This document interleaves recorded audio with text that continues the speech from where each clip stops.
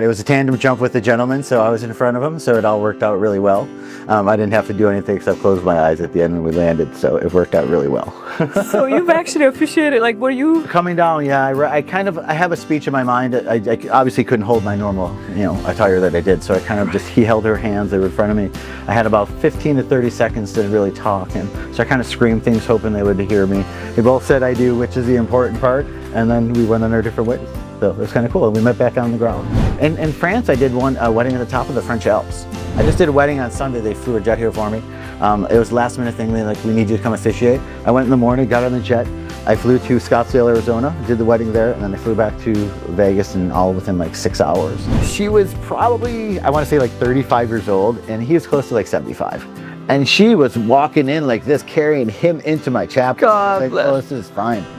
The groom looks over to me and goes, we took mushrooms. I'm like, what? He goes, we all took mushrooms. And like, I look at the groomsmen and the water's over here, and they're all just staring at the water, like clueless for what's going on. I start talking and I look over at the AV guy, I'm like, my microphone's not working. He's like, and then all of a sudden we hear another mic. And again, I do apologize here, ladies and gentlemen. She's 12 years old. She goes in the bathroom with a microphone and she starts screaming, my dad's about to marry a my mom's never gonna like this. Hi guys, my guest today has officiated weddings on every continent, in chapels, on beaches, in the mountains, and soon inside a Five Guys burger restaurant. That sounds interesting. A little of everything. Oh my gosh. And I think you even mentioned you did something skydiving? Yes, when I first came to Las Vegas for a couple, it was one of the things they wanted to do. I'm scared of heights too, Sarah. But it was a tandem jump with the gentleman, so I was in front of him, so it all worked out really well. I didn't have to do anything except close my eyes at the end when we landed, so it worked out really well. So you've actually officiated, like, were you? Coming down, yeah, I have a speech in my mind. I obviously couldn't hold my normal, attire that I did, so I kind of he held her hands, they were in front of me. I had about 15 to 30 seconds to really talk, and so I kind of screamed things hoping they would hear me. They both said I do, which is the important part, and then we went on our different ways. So it was kind of cool. We met back on the ground. Oh my God. So, in France, I did a wedding at the top of the French Alps. It was only 4 of us up there, and we had to take snowmobiles and all this to get to the very top. And again, I'm scared of heights, but it was just so beautiful and breathtaking that, like, for me, I was in awe. I couldn't believe I was there officiating the wedding. It was just so amazing. And how long did it take you to go all the way on top of the Alps? It took a long time. We drove for 3 hours we were in Nice, and we had to drive from Nice, and we drove from there, and then we had to wait for snowmobiles, and then we had to wait for dog sleds to actually get up to a certain part. And then we got to a certain part, and it was kind of like, this is the scary part, kind of like a makeshift, like, ski lift, if you will. And like, again, like being a guy scared of heights, I just see everything below me. But we got to the top, and it was really cool. So I didn't think about having to go down until we were over, and that part was easier. So, wow. But it was a little bit darker. So, whew. So they can actually hire you to go to Europe, anywhere. Anywhere. I never expected it to be this way. I had a wedding chapel here in Las Vegas, and during COVID, unfortunately, I had to make some decisions on to close it or to keep it open and things like that. And I had a friend invite me to Cabo, and she's like, come out to Cabo and check out the wedding scene here. And I went out there and met a couple of the wedding planners, and I was the only American. I was the only person who spoke perfect English. And I never really thought how much of a commodity that was, so to speak. And then I started meeting the other planners, and it just started growing. I went from 1 wedding a week to having 5 weddings a week to having more and more. And I don't know, I really love the wedding style out there in Cabo. Mm-hmm. I came from Vegas, which was quickie weddings and things like we just talked about, jumping out of airplanes and stuff like that. And, wow. You go to Cabo, it's different. It's all on the beach. It's just beautiful. People want to spend more time. It's more of a half day to an all day event and things of that nature. But when I was in Cabo, I started having planners from Italy and France started reaching out to me, and they're like, hey, would you be willing to travel? We're looking for an American Reverend. And I was like, of course. How cool is that? So my first year, I got to go to Rome. I went to Nice. I'd been to Sicily, different places. I did 2 weddings in Paris last year, so that was very cool. So I just did a wedding on Sunday. They flew a jet here for me. It was a last minute thing. They're like, we need you to come officiate. I went in the morning, got on the jet. I flew to Scottsdale, Arizona, did the wedding there, and then I flew back to Vegas, and all within like 6 hours. And that's amazing. so, but I love what I do. It's I don't know, every wedding means the world to me. Like every couple, I want to see 99% of them become my friend. Like there's some weddings that I'm sure we'll get into this, but I just kind of shake my head at them like, yeah. Oh, really? Maybe not. So. Is I was going to ask, like, what makes you so special that people would fly you all the way to Europe? Like, because you love what you do. It's funny you say that because that's all what I always said. I just think that I have a gift for this. Like I love what I do. It's not about anything but my couples, shows. and we meet, we speak. Like I don't like to just just show up at a wedding and be like, hey, we're gonna get married today. I prefer talking to my couples, getting to meet them, having FaceTimes. If in the middle of the night you have a question, like, can we do this? Call me. Okay, like we could do this. It's hard to explain, but it's not about the money to me. It's about chasing something else in life, and it's a moment that I'm trying to share with my mom. And that's what I was going to get at. In your bio, it says besides the fact that you've been named one of the 50 most influential people in Las Vegas, you have a lot of followers, and they're all real. They love you, and that's awesome. That speaks a lot. And you've built a global brand around one simple idea that the person who actually marries you is the most important person in the room and the most overlooked. We're going to get into that. And you're also known as the world's wedding officiant. So that's a very big deal. And you live by the philosophy of live or exist, and everything you do is for your late mother, who passed away in 2013. And she never got to see what you became. no, that's. I became a reverend because of losing her. I was doing something else in life, and when I lost my mom, I wanted to do something that, I don't know, just in her honor, something I knew she'd always love and respect, and I knew she loved weddings, and I was working in a business. I represented some psychics and mediums from around the world, so it was kind of in a spiritual business to begin with, so I kind of just transferred right over, and I don't know, I did my first wedding, and then it just kind of grew, just word of mouth. I didn't have to do any advertising. People just started reaching out, and I went from Buffalo, New York to California, and then I had my wedding chapel in Las Vegas, and kind of then from there it grew like bigger than I ever thought it would. But I'm happy it's grown. But you had mentioned just something right there that I'd love to touch on because it's so fresh in my head and I'm glad we could start with this. Your wedding officiant, your reverend, the person who marries you that day is by far the most important person at your wedding. And I will take some heat from this from anyone who wants to give it to me, and I really don't care. You have wedding planners. They're amazing. They do their job. You have photographers, but they can be interactive. There's other people that can do photography than one person. There's other people that can do everything else you have, hair and makeup, etc., etc. But the person who's up front with you every day, the reverend, there's so many things. Like our 20 to 30 minutes, most important of the day. Everyone's watching. All eyes are on you. Everyone's watching. It's quiet. Everyone's listening. We have to make sure it's exactly what the bride and groom want. We have to make sure it flows. There's things that happen during weddings just little things that happen that you have to work with and be able to be like, okay, we have to jump in. What do we do here? And I've seen wedding disasters. I've seen people, I'm going to bring my cousin, my father, my brother in to do my wedding. And that individual shows up at the wedding. They've never done public speaking. And they show up there and they have 30 minutes to do the ceremony. They're done in 5. And they say things that are embarrassing. They go too fast. They don't give the bride and groom time to do what they're actually supposed to do. And this is what kills me. I see your Instagram posts, and I know what many wedding planners are going to see this, and many of you are to blame. And I want to speak for my fellow reverends. I see an Instagram post after a wedding that you do, and you list every person that was part of that wedding. The person did the flowers, the person did the dinner, the person did the hair, the makeup, the person who parked the cars, the person who brought the napkins. You never mention the reverend. Why? Why isn't he or she mentioned? Most important person. We make it legal. We go file the paperwork. We talk to the couple as many times as you talk to the couple. But no, we're like the forgotten souls, and it kills me. It kills me every day when this happens. It's very interesting. So overlooked. Overlooked, like we're just there. They feel like we're interchangeable, and things are like, oh, anyone can show up and do it. No, they can't. And I'll put you on the spot with it. You can't just go pick a stranger up like 1 hour beforehand and say you have to officiate a wedding. Can't do it. You can find a photographer. You can find a lady who knows hair and makeup. You can find a caterer. You can even do your own hair. You can find anything. You can find it, but you can't find the person to make it legal. Especially here in Clark County.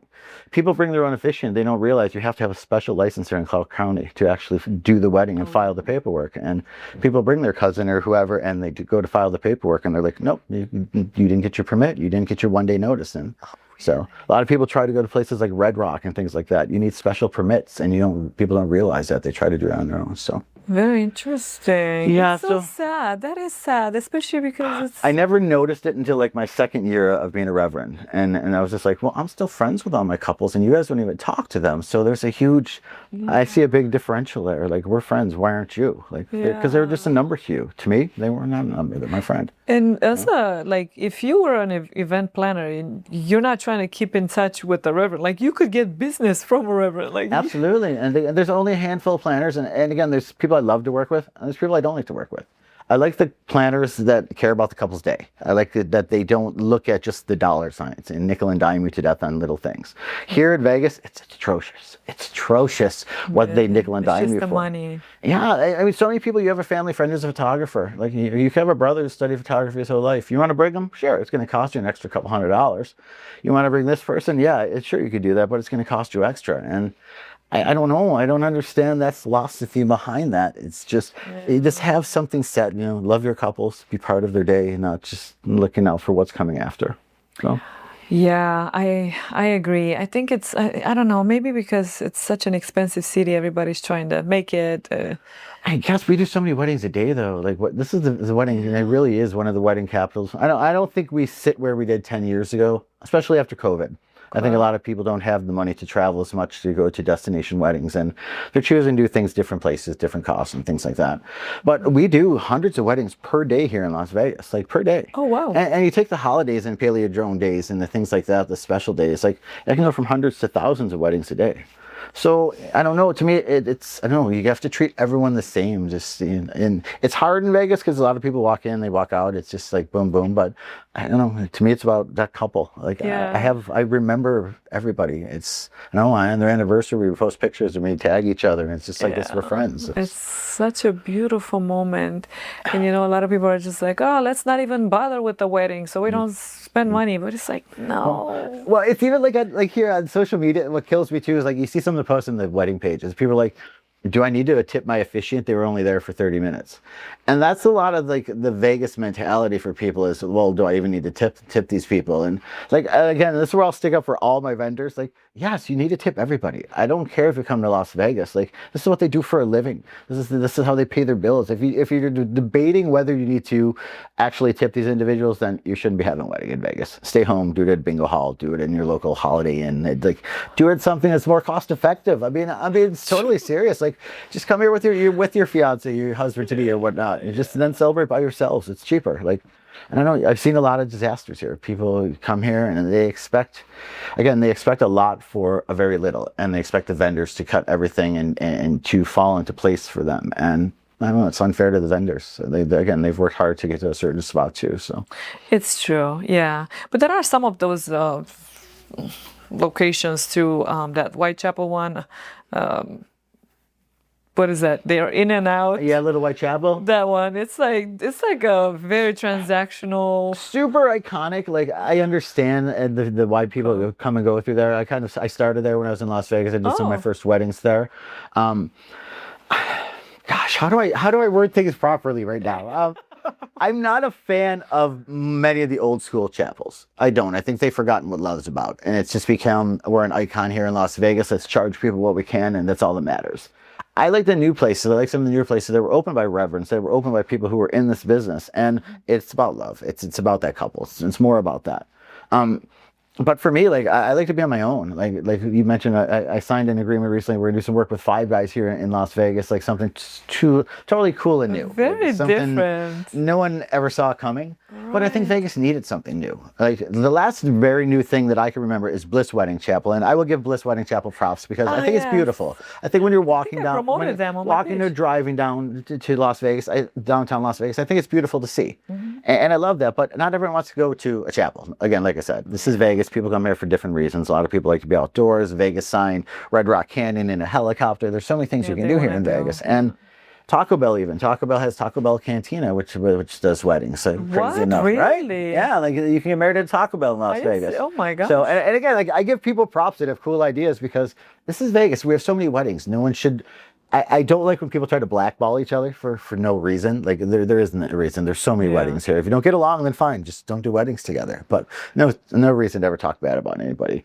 But Taco Bell's, I saw their cantina. I was like, this is amazing. And Never thought that I'd be doing something along those same lines, but very different too. Like I never want to mimic what someone else does, you know, like they have their flow, we're going to have ours, but they're going to have 2 locations. One's right across the street. We're outside of the Venetian, like street side. The new Hard Rock, which is being built, is right there. It's like literally right there. And we have a couple locations inside the restaurant area as well.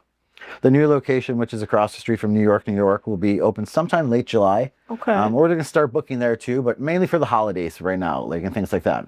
But here's where we're going to be different, everybody. Like, I don't ever want to be like when I had my own wedding chapel, I did things my way. I didn't care why people did things their way. Like I didn't abide by any of the other rules I had to. Like I did it my way because it was about my couples, and that's what we're going to do here too. Like we're not going to charge you extra for things.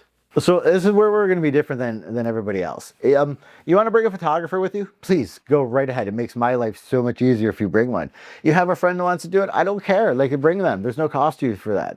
You have family members that can't be there for your wedding that day? That's okay. You want to broadcast live to them, show them what's happening? Again, no additional cost. You can do that. I have no problems with that. But a couple other things where we're really going to get different is Vegas is notorious for non-refundable deposits for weddings and things of that nature. Mm-hmm. And I unfortunately, I understand that life happens sometimes. I see what happened with COVID and how many refunds we had to give back to people because weddings had to be canceled. And I would never want to be that guy to keep money during something like a pandemic. Yeah. So when we do our weddings, we're not going to charge people a non-refundable deposit. We're really going to base things on a trust system and then just do things that way. And that's just the way I was kind of based on doing this. And that's kind of how I want to flow with it. But here's the big thing that we're going to be different is we're really going to focus on weddings after dark here in Las Vegas. The old Sin City feeling, the old like after dark feeling, that red, white, black, that like you feel it in your soul, like everything like that. And we're going to start our weddings, like they're going to be available all day, but we really want to focus on weddings from 8-9 p.m. when it's dark till like 4 in the morning, which will be open. Oh, dang. 2 in the morning, if you decide we want to get married, you decide we want to renew our vows, you just have to let us know and we can do that for you. Like super beautiful Las Vegas locations. And that's what I love about it. Like being on the Strip, it is Las Vegas. It screams Las Vegas, no matter what you do. A lot of people are concerned, oh, we don't have a witness. We can walk outside to get a witness anywhere in Las Vegas for you that you need that evening. So I'm not concerned about that at all. But for Vegas, this is something new and fresh. Like the stuff we're going to do during that wedding, I'm not going to say here, but super cool stuff for our couples. Like things like that really put a smile on their face, things for them to take with them that they're always going to remember getting married here in Las Vegas. But again, why not? You're coming to Las Vegas. You don't want to spend thousands of dollars. You don't want to have to worry about, X amount of people. You're coming with 4 of your friends, 2 of your friends. Like, just let us know and like come to a cost-effective wedding, 5 guys style with the Rev, and we could really do some cool things with you. But again, any of those people that are willing to want to do something like additional, of course, I'll work with all my couples. Like if you want to do something, like I have some other reverends here I do work with. I have a really cool mini guy. His name is Demos that does a lot of weddings for me, can dress up as almost anything, and he's just an amazing guy. So, but that's what Vegas is about, though. Like, I do see the people that want to come here and spend $100,000 to get married at a hotel, but to me, like, I understand that allure, but I don't understand the allure. Like, if you're gonna go do that, go to Paris. Go to somewhere you've never been in your life and you don't think you're ever gonna be again. Like really, why spend $100,000 in Las Vegas on a wedding? Well, I kind of like it because it helps our economy. It does. It helps a handful of people's economy, but to me, the happily ever after is the most important part of every couple's day, and it really is. And if I see them getting nickel and dime to death on the day of their wedding, I feel bad because it's like, I know, and at the end of the day, like after that day, there's so much you have to do, and I want them to have a good journey to start that. I know. Well, say, okay, if I were to get married tomorrow and I was on a budget, what would you recommend? Gotcha. I would say if you want to just do it, just you and your fiance, just find a reverend. And if you don't want photography, then don't worry about a photographer. Have someone take the walker by or someone who's with the reverend, take pictures with your cell phone. And there's a lot of wonderful free locations in Vegas. The Las Vegas, welcome to Las Vegas sign. Okay. You can go street side anywhere, like on Las Vegas Boulevard. You're only going to be a couple minutes. You're in front of the Bellagio fountains. Oh, nice. In front of Caesar's Palace, there's a beautiful little gazebo.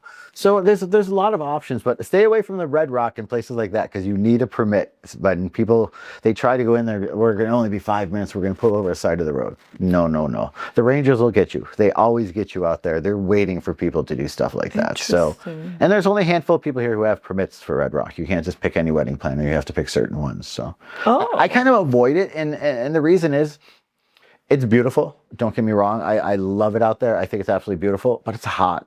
Go to Nelson Ghost Town. Like, at least you know you're not walking as far. There's coverage if someone gets too hot. A lot of brides get out to Red Rock and they're like, where are the restrooms? Like, there aren't any restrooms. There's no air conditioning. It's just you in the heat for the next hour. And then you have to take photos and I don't know. To me, it takes away the beauty of it. You know, fly out there. You know, there's different helicopter companies you can fly to. Oh, yeah. And out there, have a wedding done and go back. Like, you're only there for 20 minutes. That's okay. You don't want to be there an hour. That's true. And the ride out that you've been there, like, if you get caught in traffic, if there's one accident on that highway, you're delayed for hours to try to get out to Red Rock. And I know you can stay in Las Vegas. There's such beautiful places. And that could ruin your whole... Stay here, yeah. And what about golf courses and stuff like that? I like the golf courses here in Vegas. They're easy to work with, to put it that way. Okay. So I've done weddings at quite a few of them, and I find them beautiful. Like, but for me, again, I'm a Vegas, like, I love the Vegas wedding. I like that, like, it's, you feel it in your soul if it's done right, and you want the couple to feel that. So I like the vibe of being outdoors. I like the Caesar's Palace gazebo. I like being at the Las Vegas sign. I like that people that see that and like they feel it in their souls. And now you have like the Neon Museum, and you have all these other places here in Vegas, like the art district's so beautiful. You know, you have lots of places out there that would be willing to work with you to be like, yeah, you want to do a wedding here? Come to the art district. So that's true. Just choose wisely. Choose what you want to do. That's always my advice to my couples. Like, here's the main thing. You're getting married. You have so many people that are going to give you advice, like family members, friends, neighbors, coworkers, people you haven't talked to in forever.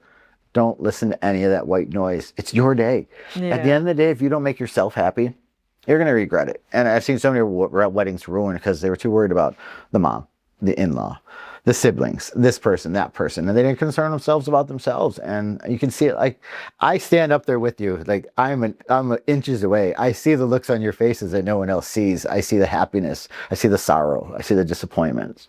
I see the weddings that I'll be honest, there's not a lot, but a handful of weddings I just shake my head because you know the biggest vibe is you look out at the crowd, and I get to see everybody when I'm up there. And when I see a lot of family members and friends just that aren't happy, they're just kind of sitting like this, like, then I know like one of these families doesn't want this to be happening right now, and but it's happening, and I still have to go through with it, and so we do, and those are the ones I feel bad for, things. Did you ever get like, I object? I can't object. A couple when I first opened my chapel. Like, the thing here, like, the reverends were under some pretty strict followings to make sure sex trafficking, can make sure people aren't just intoxicated. Woman finds, rich man that wants to get married. Like, and we had one incident of that. And she was probably, I want to say like 35 years old, and he was close to like 75. And she was walking in like this, carrying him into my chapel. God I was like, oh, this is fine. And she's like, he already signed the paperwork before we got here. And it was like this super sloppy signature. She put him down. He just kind of slunched over on my couch like this. And I was like, we did the wedding, but I didn't do the paperwork. I held on to the paperwork. It's not a lot of weddings, but certain weddings here in Vegas, I'll hang on to the paperwork for 24 hours, 48 hours, like a little bit longer than I normally do. I like to file the next day because if a couple's leaving and they want their paperwork, I can get it for them. But if it's one of those couples that I'm not sure about, I'll give it a day before I file the paperwork to make it legal. So I only had one couple ever call me and say, like, don't do it. Don't do it after when they woke up. No, it's I won't touch on this because I love the bride to death, but it was the night of the wedding. So like after we did the ceremony. What happened? I can't really go into it, but let's just say the groom was not everything he said he was, and she found out the moment she was getting married. And so, but she's my good friend. She's in love now again, so I'm so happy for it. But it was one of those instances not many people knew what happened, and she had to tell me because I had the paperwork. So all the guests, everything? No one else had a clue except for a couple of her close friends, obviously bridesmaids, family, things like that. But he was clueless, and his friends looked clueless. Oh, wow. I had no idea, and I just, it was tough. Like, again, like, I don't know, they flew me somewhere special for this. It was really a cool thing, like, then to leave there, like, kind of heartbroken, like, oh, gosh. I feel really bad for these folks.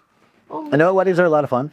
Same-sex weddings, like, I know some people give them a bad rap. A lot of reverends won't do them for some reason or another. Again, if you're a reverend, and then you believe in love, and that's all you should believe in. But I'm going to leave that there. Yeah. It's the same-sex weddings. Everyone's happy because that couple fought so hard to get to that moment. Like so many same-sex weddings, they fought so hard to get to that moment. And everyone that's there for that wedding, they want to be there. They want to root them on. They want to be happy for them. They want to hug them, kiss them, and tell them congratulations. It's not like other weddings where some people just come. Like you see some of the plus ones don't want to be there. You know, they just came for a free dinner. Same sex weddings, it's different though. It's just like everyone who's there wants to be there, and it's just it makes it such a beautiful feeling. Like it really does. Very interesting. Everyone's smiling, everyone's happy. Like never had a bad one, ever. What about the most dramatic moment in a wedding? What was like the one? There's two that tie. I'll start with the one where I don't have to swear. Okay. You can swear. That's fine. I got to a wedding, and again, I spoke to the couple numerous times. We were friends and things like that. And this is a wedding when I was in Mexico. And I got up front to the wedding, and the bridesmaids, you know, were getting ready to line up, come down, and the grooms all come walking down, and they all come walking down, and the groom looks over to me and goes, "We took mushrooms." I'm like, "What?" He goes, "We all took mushrooms." And like, I look at the groomsmen, and the water's over here, and they're all just staring at the water, like clueless to what's going on. And so I'm thinking to myself, all right, for the next 30 minutes, I got to navigate this man through this ceremony. So she came down the aisle. She was not happy about this situation. That she could tell right away. And I kind of had to just kind of almost not keep my hand on his back, but keep him so he didn't start like moving around. Oh wow, he was that bad off? It was hard, and for me, like I started sweating a lot because I was so nervous for him. I'm like, oh my God, this poor man, something's going to happen right now. But that was one that was kind of funny when I go back and look at it. And this next one, I feel bad for the couple, and I have to swear, people, so I apologize. But it was a second wedding for both. The bride had 2 sons, and the groom had 2 daughters, from previous relationships. We spoke, wonderful couple. I love these guys. Like there's no drama in their life that you could see. So we're doing the wedding. They have about 45 guests. Everyone flew in from different places. Again, this is another Cabo wedding. Super pricey Cabo wedding, I'm gonna say it too. Like it ends like cutting corners here. But we get up there, and I'm speaking, and I'm just starting the wedding, and the one daughter had walked away. No big deal. She was just, I take her to the bathroom or whatever. She didn't upset. I start talking, and I look over at the AV guy. I'm like, my microphone's not working. He's like, and then all of a sudden we hear another mic. And again, I do apologize here, ladies and gentlemen. But she's 12 years old. She goes in the bathroom with a microphone, and she starts screaming, "My dad's about to marry a My mom's never going to like this. My dad's about to marry a You're dirty." And she starts calling her a bitch and every other word you can imagine. And everybody could hear that? Everybody at the wedding. And it gets on the loudspeaker. And I'm up front like this. What do I say from here? Like, because normally with weddings, when something goes wrong, I have some jokes, things I can cover up. Like, things happen, Like, so there's always a way to cover something up. I never experienced something like this before. Finally, he got her mic cut off, mine back on. I didn't know what to say. I just turned my mic off for a second. The bride and the groom, they disappear. And about 15 minutes later, they came back. They're like, we're going to restart the whole thing. I want to pretend that never happened. And they did. They had everyone get up from their seats, walk back out, sit back down. I officiated the wedding. That second one, take 2, went perfect. But I never forget that memory because it's so like, I just remember the look on her face. Again, I'm so close to the bride and groom in every scenario that I get to see the tears, I get the smiles, I get to see the little things other people don't. And I just saw how hurt she was in that moment. Like, I know it's disappointment too, like it's sadness, but she was just hurt. Like she wanted to be something to those girls. And they just, again, I don't know everyone's family dynamic, but in that moment, you could have chose something different to do. Like it didn't have to be like that. And wow. Glad to say, like 3 years later, I see they're still married. They're still married. Still happy as could be. Very interesting. No problems, whatsoever to speak of that I see. So that's good. But nothing is like when people see weddings and they always think, oh my God, I want that fairy tale. I want it to be perfect, just like that. There's something that happens at every wedding. You just don't see it. Like it's how it goes. True.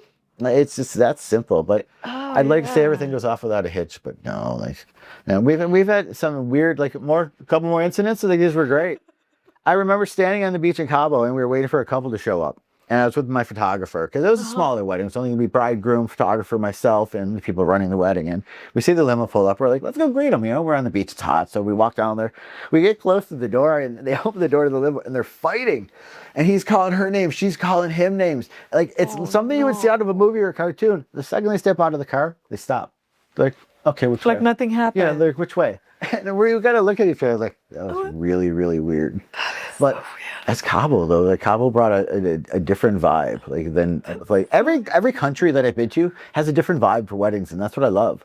Weddings in Paris so different than weddings in like Rome or Sicily and things of that nature. Just the way they do them and present them. And It's I don't know. true. I'm just honored that couples that are getting married, like places like that, they reach out to me and just.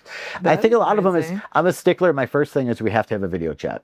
All my couples, and I To get love the vibe. get to meet people because not everyone's gonna like me, and I'm that kind of guy. I can admit that, but I don't know. It's just Really? well, maybe, You're there's a very handful. sweet and pleasant. I don't think so. I just love to meet them though because right away I see who's gonna be more involved, bride or groom, or is it equal? Like who should I be texting and things like that. And That's what I'm thinking. And I was gonna ask you, like, is there a way to know if a couple is gonna make it? So, for example, there are little clues on the wedding day that you could potentially, like, you as an expert in the wedding industry, you can probably tell. Okay, that for example, for me, when I go to a wedding, and because I'm a wedding creative media professional, so when I go there and I see the guy walk and just totally forget about her, that's already a red red flag, sure. Like, let's name the red flags.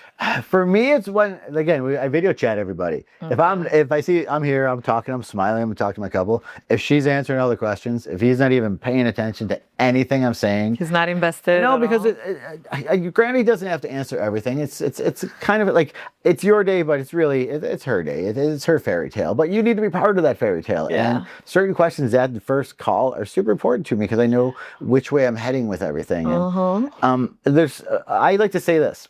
Every couple I talk to, I tell them I'll send them about 3 months before the wedding. I send them out a questionnaire. Oh. There's like 5 questions, basic questions that I ask everybody, and I do it that time before the wedding because one of the questions is your favorite moment with your person, and sometimes it hadn't happened yet. It could be planning up to the wedding, and I want to make sure that I didn't leave that out in case that moment just happened, But not all these couples will, like the bride. Boom! It's like a rocket. It comes back to me. I'll have the email back within a couple hours usually. Some of the grooms, I gotta send 2, 3, 4, Reminders. 5 remembers. Hey, you're gonna do this. And the one called me all drunk. He's like, "I love you, man. Let's do this together." I'm like, "No, you need to fill this out yourself." "No, I love her. And it's got home. Let's do this." Oh my gosh. I'm like, "Oh gosh, this is gonna be a long night." But we did it. We got the questions done. So I got everything I needed for the wedding for that day. Interesting. I become I don't know. I love my couples. Like I said, I can say this enough. We become friends. We go to dinner. Like they come to Vegas again, and they're like, "Let's get together." When I was in Cabo, people would come 2 years later. They'd be like, "Hey, let's have dinner tonight. Like it's our anniversary." And Yeah. it makes it special again. And you forget the reverends though. I don't know. They I don't know how do. you guys do it.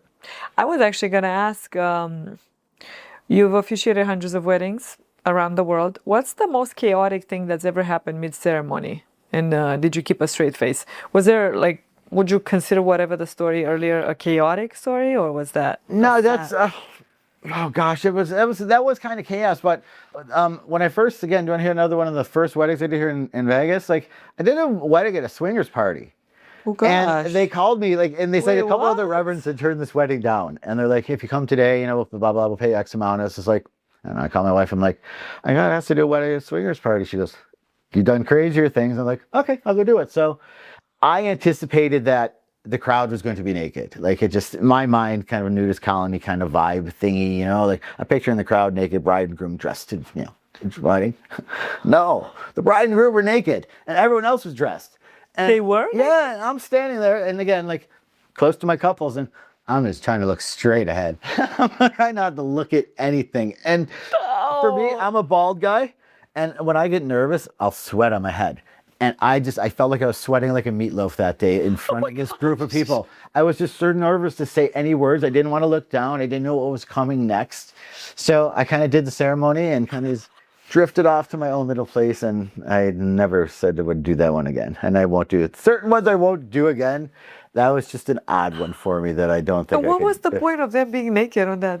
Like, they wanted to do it in front of all these people that were their friends and family, and I guess I can understand that. I got asked to do bondage weddings for... what, naked? Yeah, like this is Vegas, so you get asked to do this a lot, bondage weddings, What's where that mean? a dom and a sub are going to get married, and you're making that marriage like technically quote unquote official from them. It's not really official, but in their minds, they think it is. So We have that many weirdos? oh my God, already? Vegas is a crazy place. We've asked. What the hell? what's going That's like when I on? was in Cabo, Italy, France. Like your weddings are so beautiful. Like I'm on a beach, I'm watching like whales jump out of the water. I'm watching fireworks at night. Yeah. Here in Vegas, we get Sin City. Yeah, it really is. Like when I first came here, like people know me now as Reverend of the World. When I first moved here, I was known as a Reverend of Sin City because back in like 2017, like that's kind of the vibe Vegas had. But it was a Sin City, but it was that cool like Rat Pack kind of vibe. I really think that COVID changed Las Vegas. It changed the wedding industry. It changed the whole dynamics of a lot of. Was this here. weirdo a wedding with the swingers after COVID or pre? Oh, this was pre-COVID. Okay, so have they calmed down a little bit now?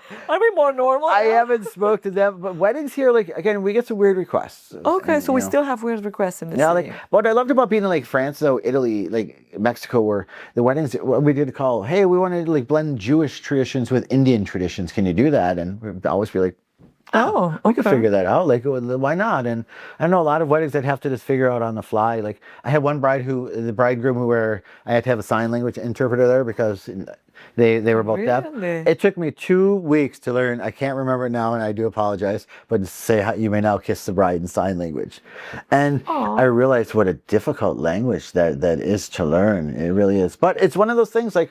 I don't know. I try to go all out for my couples. That's awesome. I did another wedding in Cabo. Like again, this is why it sets me apart from. Like I want your love story to be known to everybody. And I had one couple. They've dated since freshman year of high school, and they're getting married now. And it was beautiful. And on their registry, they had a picture of their first date. And okay, you picture people, in their 30s now. You Yeah. go back to their high school days, and they're goofy. Like we all looked goofy in high school. And I had a picture, that very first picture, put on a T-shirt. And it was underneath everything I wear at a wedding. And right at the last part, right before we're going to say I do, I said, "Oh, excuse me for 1 second." And I walked away and I took my top shirt off and I had that T-shirt on.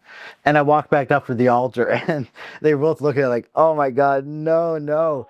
And I told everybody we have to go back to the beginning right now before we can make this official and take this next step.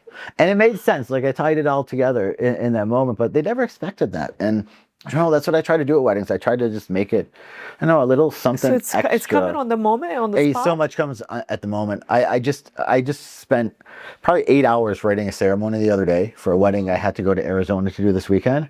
I got to Arizona, I didn't even pull it out. I just spoke from the heart because I love these people. This was the second time we were actually doing the wedding. We did it once in Cabo, which wasn't legal, but we did the legal one this time in Arizona. But it was just so beautiful to me. Like I didn't need any kind of paperwork. I just was able to speak from the heart for 30 minutes because I knew I've done so many of these too. Like, and that certain things are just in my brain, and I don't know. It just flows when I see them and when I hear a word from them. It's just no, not here. Okay, so this is my man right here. I'm getting married right now. Oh, no, you can't. I won't do that. You can't put me on the spot to do a ceremony. And the reason is because everyone's different. Every single ceremony I do is different. Like, even if I have to do 5 ceremonies in one day, like we do in Vegas, they're all different. I don't do anyone the same because... Plus, we didn't have that video call before. Yeah, I didn't fill out the quiz. That's the part that makes me nervous, though, because I don't know. I really think those moments are just something super special. And I don't know. Couples always ask me, "Oh, can you send me a video of one of your ceremonies?" And I'm always like, "No, I don't want a video. It's not like I don't do that ceremony for me. I do it for my couples. Like you can reach out to some of my couples, and there's many couples that have the ceremony, of course, on tape. Like I told you in Cabo, like I'd have 3 or 4 microphones on me sometimes, as people would have 2 or 3 photographers, videographers. Like we're so used to just being mic'd up. Again, another reason why a reverend is so important and not a friend. When you have like 3 photographers that are out there like filming, walking around, doing different things, you have to know exactly what to do and where to be and where not to be for these folks. These people paid a lot of money for those photographers to be there. So you don't want to be in every shot. And the worst is when the bride and groom kiss at the end. I says, well, this is the part. And so many of you are going to look at your photos and look. And when the bride and groom kiss at the end, no one's supposed to be behind them. It's supposed to be the bride and groom. And you see so many of the photos, the reverend standing there like this, looking at them because they didn't know to get out of the photo because they're not a reverend. And I'm like, that's the one moment, that one special moment where they kissed and you're in that photo. I mean, we do have technology nowadays where you can get that person out of there, but I don't know if they're in every photo like that. It's just like, there's no need for it. Like, again, little things like make such a difference. Interesting. And I'm a stickler to details for the weddings too. Which is good. What are some, like you said, you just mentioned one that's a no-go and it's What are some other ones that you would? Cell phones. Like, No cell like phones? here's the thing. If your bride and groom say we want a silent wedding, like, and then they've asked me to give you that message that it's not just me being up there being a dictator. No, it's they said they want it. And so many couples, you still see it. You still see that one bride sitting there like this, trying to take photos of everybody. The photographer's about to take a shot. She gets in front of them, and I'm just like, no, like they're the ones who paid for you to be there. They're the ones who paid for this wedding. You should not be disrupting it in that manner. It's just so unprofessional to me. So, what are the most annoying people during a wedding to you? Like people that annoy you. Which ones would those be? Talkers. And Talkers, yeah, okay. there's people that continuously talk. They'll be like people on their cell phones, especially if there's a sporting event and someone's watching a sporting event at a wedding, like during a wedding. Like there's so many little things. Like I see so many little nuances in front of people like either vape when no one's looking, things like that. Like, oh my God, wait 30 minutes before you have to hit your damn vape. You know, like just come on. It's a wedding. Like it's so many things. Like. To me, one of the biggest pet peeves though is the groomsmen. I want you to be yourselves, guys. Like when you walk down that aisle, you don't need to be super nervous. This is your boy. Like give him some hugs, give him some knuckles, like say some things to him. You know what I mean? It's different with the bridesmaids. They're like this is that fairy tale for the bride. Everyone's quiet, but the groom needs some encouragement sometimes. He's nervous. He needs his boys. Like he needs someone to say, "Hey man, I love you. I got your back." Like Yeah. I do it all the time. Make sure he's okay. Like again, I love favorite moment at a wedding. I know my favorite moment at a wedding. When he cries out of control. When that very first moment when the bride turns the aisle and you come walking at us, I get to see that look in his eye. And then when the teary eye. You see the straight eye go to teary eye, and to me, it's just so beautiful. Like I remember that from like almost every one of my weddings. Like So it's do the they moment all cry? I have cried at a couple. You have cried? Yeah, like after the set, like I stood, like I always What jump made to the you side cry? and a kiss. The vows.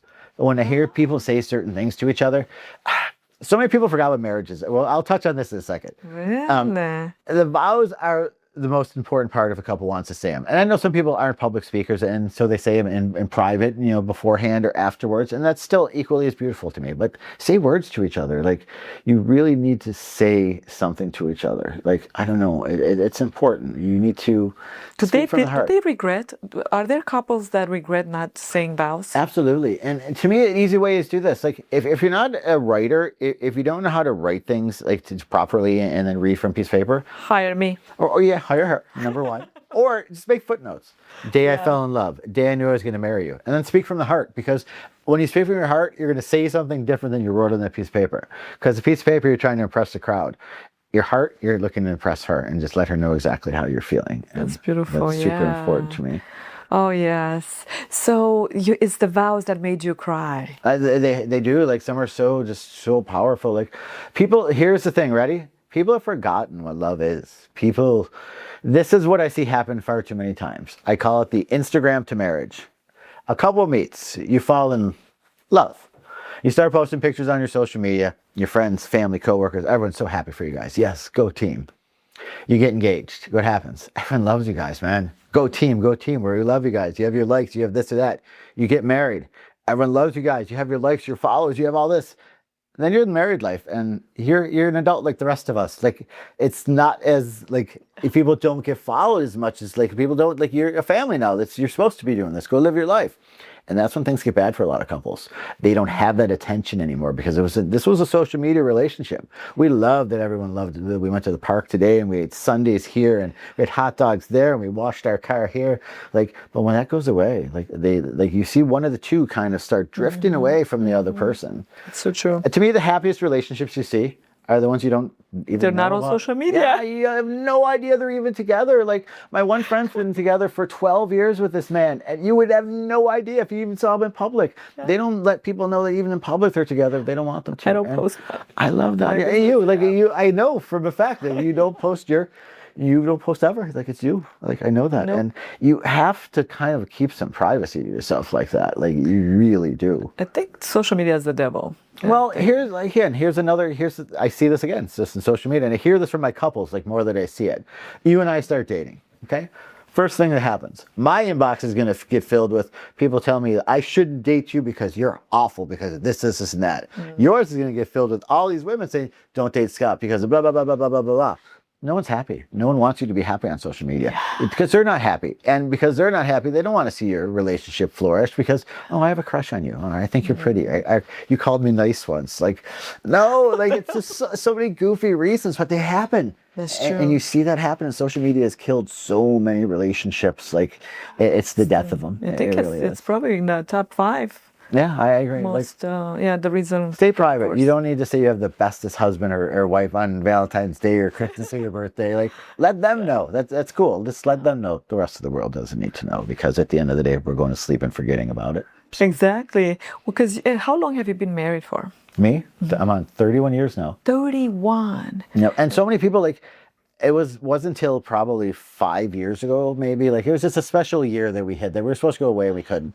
That I posted something on social media to my wife and just mentioned that I was married, and a lot of my friends that have known me for like 20 years, they're like, I never knew you were married, dude. And it's like, I keep my private private. Like, I don't. It's what I do is in her life, and I have kids. It's not their life. And I had a stalker once who was very, very creepy and weird, and when that happened, that's really when I changed how I look at social media. And social media, if I didn't need it for business, I probably wouldn't have them. Like, I really mean that, but it's such a, like, for what we do, it's just, it's so needed for almost any industry now, and that's the sad part. Like, it really is, to get to a fan base or to get to, certain things. And you do need it. I don't know, I see more damage than good for couples, and that's why I love the ones that, again, I'll be like, oh, you can find me on social media. Oh, we're not on there. Love you guys. I love you so much, or you're not on social media. What do you want to talk about? Exactly.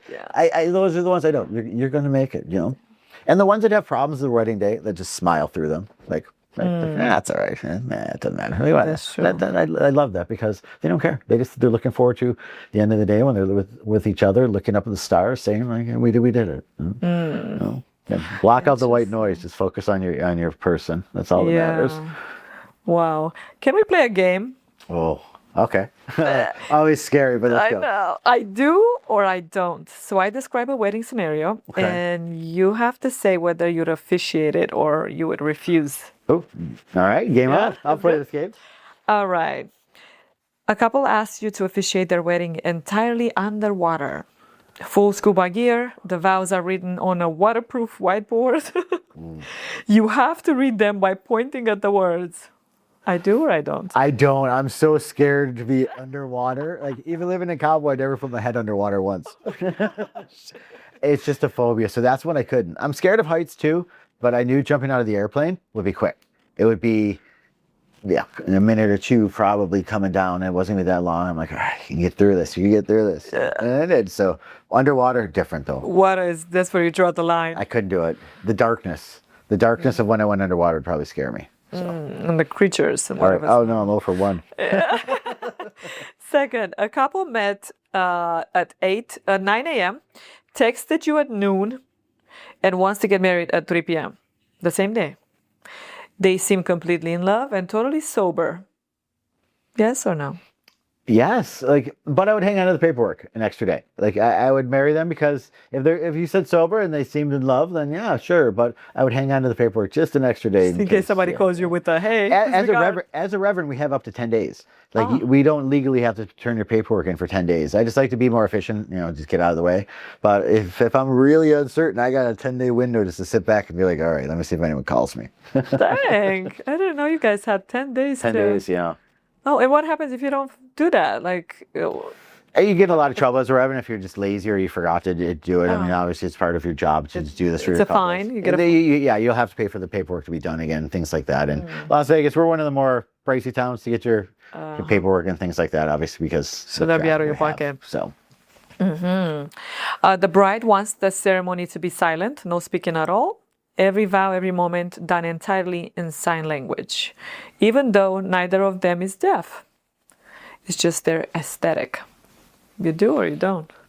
I do. Because you probably have done something similar. It sounds fun. Like, it sounds different. So I'd be like, all right, I can figure this out. That's interesting. Yeah.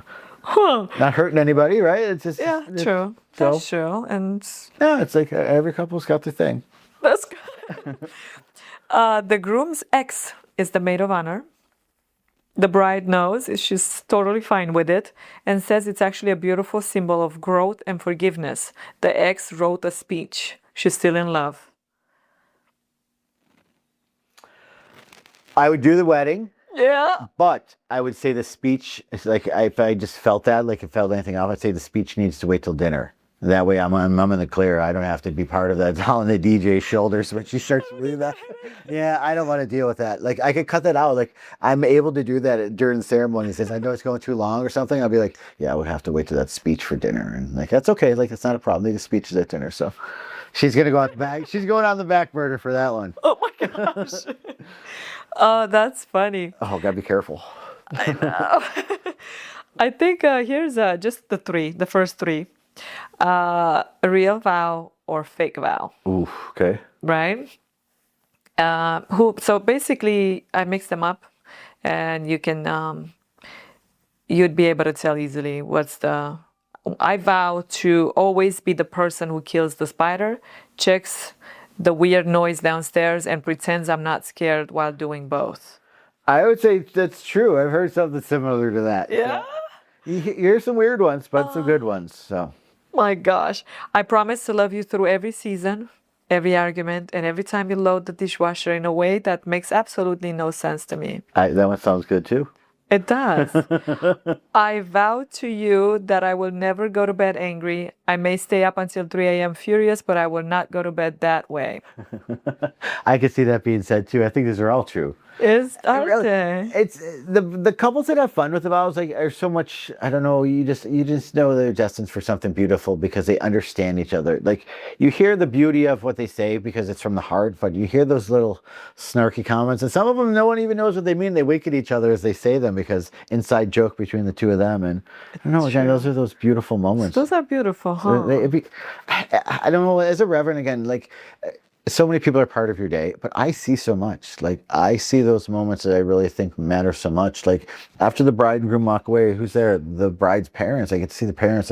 They give me a hug. I get to hear from them. I get to talk to them. I talk to the family. I get to talk to everyone that's walking up the aisles. Like, I don't know. It's rewarding. Like it's the best thing. For me, like most of my weddings now are just referral based. I don't really do much advertising or anything like that. It's just it worked out really well for me. So. Yeah. Well, when you become and you can renew your vows every year. Don't forget that. So every year you can come to Vegas or we can meet somewhere else. What about a celebrity wedding? What is new in? What's going on? Oh, so happy you talked about this. Yeah. What? So the big wedding now is Taylor Swift and Travis Kelsey, and it's coming up. Like who knows really the date? I think it's sometime this week. It could even be this weekend. I'm not really sure. This is one of those weddings that they could try to fool you. It could be, say, it's here and it's there. It's like boom, boom, boom, you know? But here's my take on the whole scenario because you see so much written like in so many different places. Like everyone badmouths Taylor Swift. Everyone badmouths Travis Kelsey. Blah, blah, blah, blah. To me, they're the people who want to say I do. They're two people who are in love that want to get married. And I'm going to start with that.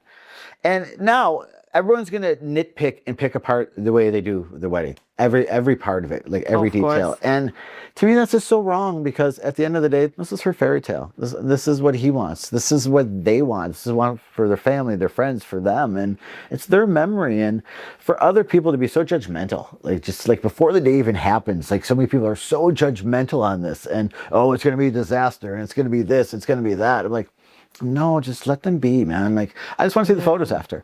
I just want to see everything. And that's it. We talked about photos. That'll be one of those weddings where no one has cell phones, I'm sure. Oh, yeah. And lock and key. No need to wreck that day for anybody. And again, like, she's doing it her way. And that's what I like about it. And when I first saw they got engaged, this is where I laughed. Like, they posted the photos on social media of Travis, proposing to her, and I went on her page, on the Taylor's page, and it was like squirrels fighting over a nut.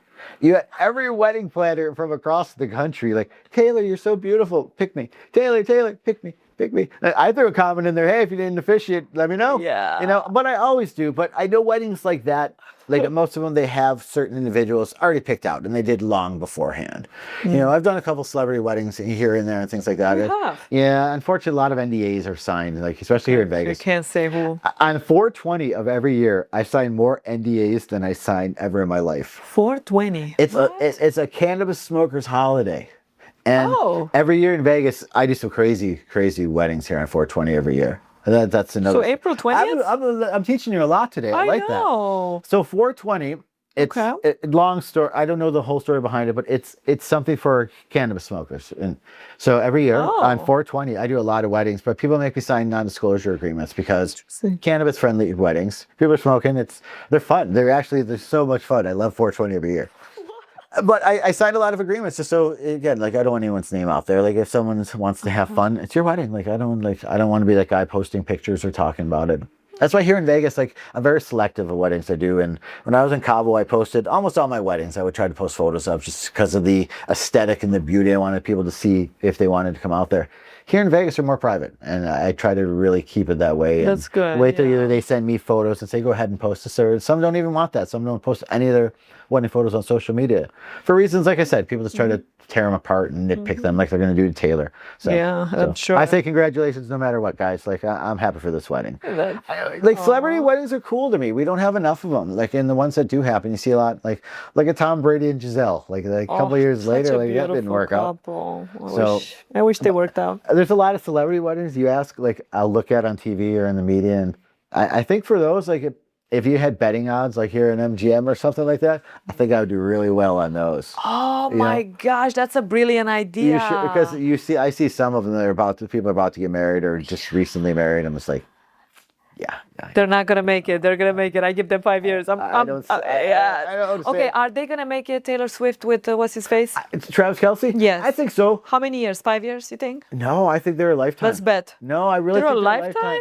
I do. I think they come from different walks of life that blend well together. Really? He's like they're both like mid-south kind of people in a way, but I just think that his values, her values mesh well.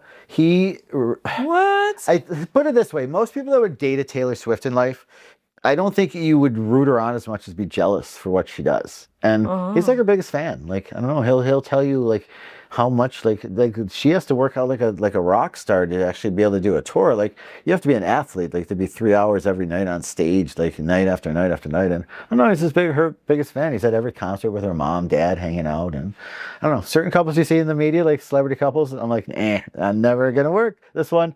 I say lasts a lifetime. I say within 2 years, Travis, let's save this interview, okay? Within 2 years, they'll have a baby.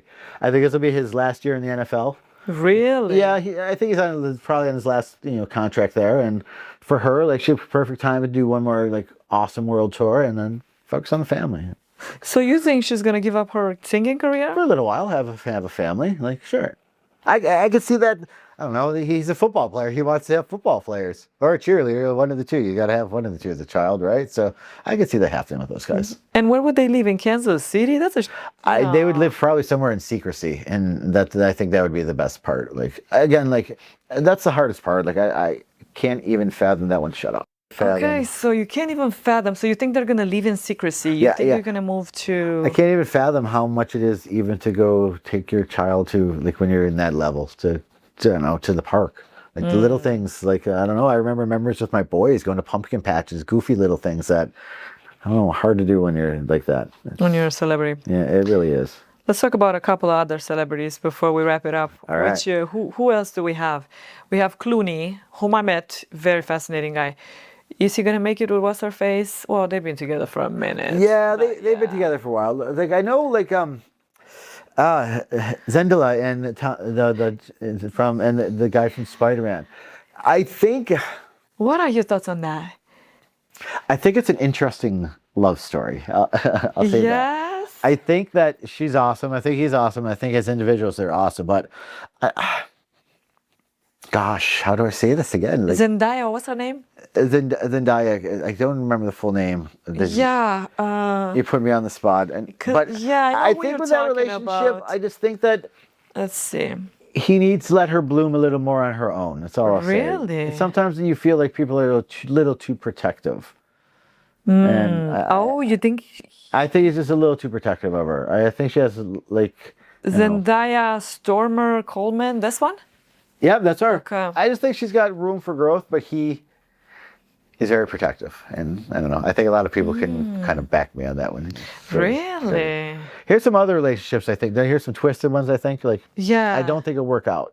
And I'm going to touch on this one because it happened in Vegas. Okay. So Kourtney Kardashian and Travis Barker Oh. got married here 2 years ago, something like that, 2.5 years ago. Are they still married? No, it wasn't even real. Okay. It was they never filed paperwork. They went to one of the chapels in the middle of the night, blah, blah, blah. You know, like, Okay. but to me, like, I don't see them ever walking down the aisle, like, even if they're engaged. And the reason is, like, rumors have it, like, he spent, like, years, like, fascinated about Kim Kardashian. And, like, if you're fascinated with the one sister and now you're in a relationship with the other one for, like, It's close enough. I'll it's settle, just- huh? I just think that one day the light bulb's going to go off and it's just going to be like, yeah, maybe I shouldn't be doing this with this man. My honest opinion about celebrities, I think every celebrity, like whether you're a musician, athlete, actor, actress, it doesn't matter to me. I think you all want the same thing. You all want to just be in love and things like that. But I think it's so hard to date in your own industry. I think the most success you so. find are the people that date outside of their industry. Like Matt Damon and the gelato maker lady or Yeah, whatever she was. and things like that. And even like Barista. Travis Kelsey and Taylor. Different industries, but they understand what it's like to have to be in a spotlight, or they understand the other person's in a spotlight, so to speak, too. Like, no matter what you do in life, like, I don't know, always be at the best of what you do, but you have to understand that there's differences like that, you know? What about Brad Pitt and that whoever she is? No, I don't know. That he's one of those, like, I was a huge Angelina Jolie fan until years ago, and Whatever happened to her? they got divorced, and I kind of stopped caring about both of them. I know it sounds awful, but it's just they went their separate ways. And I feel like like that was again. I don't think like I saw her go through Billy Bob Thornton and Brad Pitt. Like to me, like when it, I don't know whether it's a male or a female in Hollywood. I'm not discriminating here. It's just when you have a track record like that, you like I don't know. It's an actress. If you're an actress, why are you going to follow suit there? Like. Yeah, it obviously didn't work out. I don't know. I don't know. I really think when you date outside of your industry, you find the people that support you because they're not competition to you in any way. Like I'm a singer and you're a singer. You're on a world tour. You're kicking ass. You know, like I sold 6 albums yesterday on Spotify. You know, like no one's listening to me. I'm jealous of your tour. Like in a way, I won't say it. Like you're my wife and I love you, but I'm still like I want that. I want success. I want people cheering for me that night. And yeah, I want to feel happens in eclipsed. a lot of those relationships. But but there's different like. Athletes can be together if they're in different sports. Like Simone Biles' husband, I believe it was. So one of the athletes this year won an Olympic gold medal, and you saw her husband just sitting there, like watching, and he was just so happy for her. And to me, like The wrestler guy, right? Yeah, like, to me, what's his name? Paul. I can't. Yeah, she's a gold medalist from Jake Paul. Netherlands, and Jake Paul is I love to see people happy for like that. There was no like anything but like love and happiness. Again, Jake it's Paul, you're another one. You get a bad rap. I think your marriage, fantastic, Logan. I think your marriage is gonna last too. Like you guys just get a bad rap because people want to give you a bad rap. But congrats to you and Steve. He did good. He did. They both. I just think him and his brother too. I think the media portray them as they want to, but I think as husbands, fathers, things of that nature, I think they're actually really good guys. So Yeah, you know, they probably were just kind of trying to portray. others not so much. You see some of these athletes, and you see things that happen, and you're just like, oh, how could someone marry someone after some of these allegations and some of these things that have happened? But you know. I warn my boys all the time about things like that. Like when it comes to athletes and things like that, you know, just. Oh, interesting. Do we have any weddings for any Raiders weddings? No Raiders. Unfortunately, sports weddings like that are one of the things I can't really talk about. Okay. But I will say, can I say something to Sure. Getting towards the end here? For anyone who's looking to get married, let me know about Five Guys. Starting in July, we're going to start giving away a lot of free weddings. We want people just to come through, enjoy what we're doing, get the word out, take some photos, have some burgers, have a drink, have a shot, do some cool stuff with us.